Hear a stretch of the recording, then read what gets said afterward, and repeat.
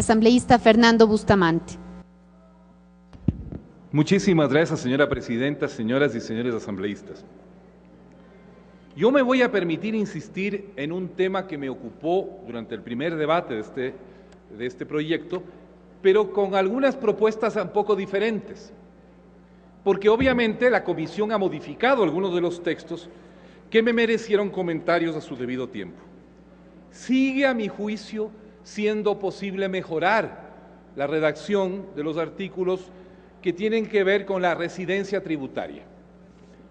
Debo insistir también que esto es una observación básicamente sobre dos literales de un artículo. El proyecto sin duda alguna es meritorio, la comisión ha hecho un enorme trabajo, sumamente sensato, ha incorporado, por ejemplo, una serie de salvaguardias para evitar la elusión fiscal y el fraude fiscal, lo cual es muy bueno, muy conveniente. Y ciertamente también se podrá discutir cuán suficientes son los incentivos que a la producción se plantean aquí, pero no puede discutirse que van en la dirección correcta, ¿no? Yo me voy a concentrar simplemente en los literales que merecieron comentarios en el debate del informe para primer debate. Quiero volver sobre tres términos. En primer lugar, me preocupa el tema de la definición del núcleo principal de la actividad. Yo recogería lo que dijo el asambleísta Viteri esta mañana, que si bien no hay que ser excesivamente reglamentaristas, es importante que ciertas definiciones o ciertos mandatos que son complicados y que requieren de mucha finura, no queden en el reglamento, no queden en la potestad reglamentaria.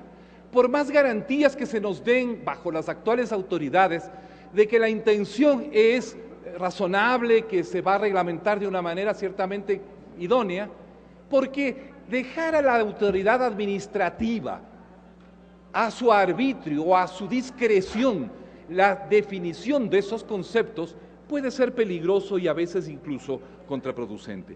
Por ejemplo, ¿no es cierto?, cuando se dice que la definición del núcleo principal de las actividades de una persona o de una persona natural, ¿no es cierto?, se refiere a que sus intereses económicos en el Ecuador, siempre que cuando haya obtenido en los últimos 12 meses directa o indirectamente el mayor valor de ingresos, no voy a seguir, me preocupa ese indirectamente. Yo no estoy en condiciones de decir la redacción debería ser esto, la definición de indirectamente sería esto, debería ser esta o no, porque es un tema altamente técnico. Pero ¿qué quiere decir indirectamente? Les voy a dar un ejemplo hipotético que se me viene a la mente. Seguramente los técnicos tendrán una respuesta para eso, pero me gustaría que se reflejara en alguna definición en el cuerpo de la ley para que precisamente se obturara cualquier otra interpretación que la autoridad administrativa pudiese tener. Imaginemos un jubilado, una persona en Estados Unidos, un jubilado, por ejemplo, que es accionista de una empresa petrolera con actividades en el Ecuador y que deriva la mayor parte de sus ingresos de esas acciones, y la mayor parte de los ingresos de la empresa petrolera se derivan de su actividad en el Ecuador. El indirectamente podría ser interpretado fácilmente por la autoridad administrativa para decir que ese contribuyente norteamericano, como deriva la mayor parte de sus ingresos indirectamente del Ecuador, debería ser contribuyente en el Ecuador. Ciertamente un resultado que no me parece que es el que se está buscando. Ese indirectamente, yo le pido a la comisión que se revise y en alguna parte, glosario o en el articulado mismo, se defina claramente a qué se refiere por esa derivación de ingresos indirecta. Porque de lo contrario se está dando pábulo a que cualquier cadena de relación comercial, financiera, económica de una persona, en segundo, tercera o cuarta cadena, terminará siendo una determinación de residencia tributaria un poquito forzada, excesiva. Segundo, asimismo, en ese mismo literal C, se establece ese mismo párrafo al que me hacía referencia, ¿sí?, pone como criterio que la mayor parte de los ingresos se realicen en el Ecuador. A mí me parece perfectamente factible evitarse todo ese párrafo y llegar a una solución mucho más sencilla que cubra todas las posibles fuentes de riqueza y de ingreso que la persona pueda obtener, porque el ingreso es una de las maneras en que se tiene riqueza. Hay otras formas en que se obtiene riqueza o se tiene riqueza que no están relacionadas al ingreso. Simplemente sugiero, voy a dar lectura, lo estoy dando por escrito, que debería quedar solamente el tercer inciso de ese literal, que dice, que es el C, doy lectura. De igual manera, se considerará que una persona natural tiene el núcleo principal de sus intereses económicos en el Ecuador cuando la mayor parte de sus activos esté radicada o se origine en el Ecuador. Activos cubre todo, cubre todas las formas de ingreso, de riqueza y de propiedad, sin tener que entrar a situaciones que podrían ser complicadas, porque hay muchas personas que derivan ingresos, ¿no es cierto?, que derivan riqueza de fuentes que no son el ingreso, ¿no? Quisiera sugerir el uso del término activos radicados o originados en el Ecuador. Y finalmente el tema del literal D. Quisiera señalar que me sigue incomodando el tema de la familia. Se ha señalado en el debate en mi bancada que hay muchos países que tienen la figura. Quiero señalar en primer lugar que generalmente los países que tienen la figura de la familia especifican en la ley cuáles son los grados de parentesco pertinentes.